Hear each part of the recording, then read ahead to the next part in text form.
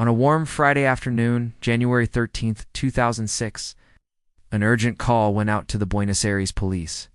Bank robbery in progress. Officers raced through the upscale suburb of San Isidro. The scene, a two-story beige building. The local branch of Banco, one of Argentina's largest banks. Upon arrival, police were thrilled.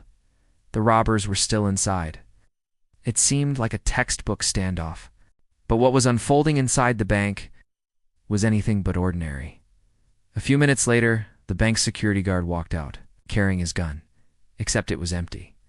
The robbers had removed the bullets and placed them in his pocket. Not only that, the guard was calm. "There are hostages inside," he said. Soon after, another hostage, a young man, was released. Then, a masked man appeared, holding a woman at the door. But instead of using her as a shield, he let her go and retreated inside. Police quickly realized these weren't your average criminals. Inside, 5 men in costumes and disguises held 23 hostages. Outside, the building was surrounded by more than 100 officers, snipers, and negotiators. Soon, police got a radio call from one of the thieves, who called himself Walter. "We know we're surrounded," Walter said calmly, "but we're not ready to give up. And if you don't want another Ramalho, stay back." That name, Ramalho, sent chills down the spines of Argentine officers. In 1999, a failed bank robbery in the town of Ramalho ended in a live TV bloodbath. Police stormed in too fast. 2 hostages and a robber were killed. It became a national tragedy. So now, in 2006, everyone wanted to avoid a repeat. But what happened next was surreal. Inside the bank, Walter and the others treated the hostages kindly. They joked. They chatted. At one point, a hostage received birthday texts, so the thieves sang happy birthday for him. Then they ordered pizza. Yes, pizza, for both the hostages and themselves.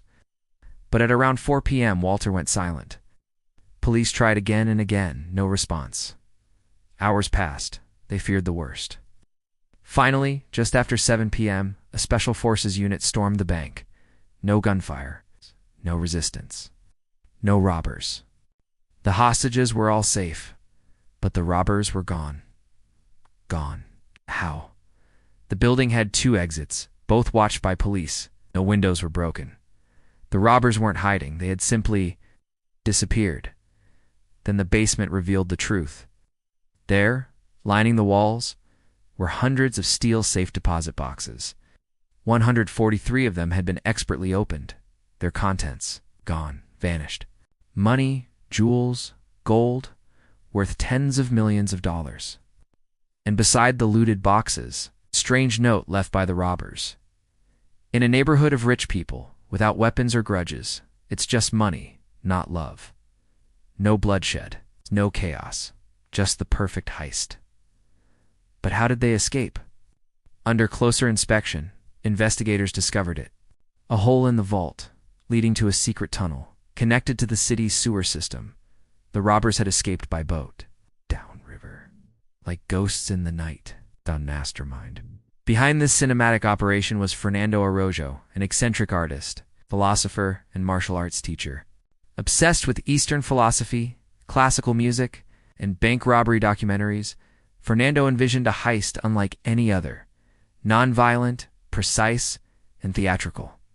He recruited a crew like something out of a movie Garcia Bolster, a quiet mechanic and inventor, a tunnel expert known as Beto, a getaway planner, and actors to stage the hostage drama.